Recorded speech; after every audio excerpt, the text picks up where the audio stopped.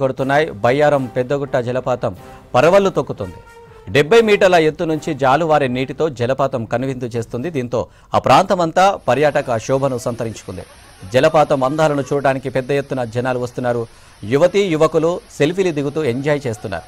బయ్యారం పెద్దగుట్ట పైకి చేరుకునేందుకు 4 కిలోమీటర్లు కాలినడకన వెళ్తున్నారు పర్యాటకులు.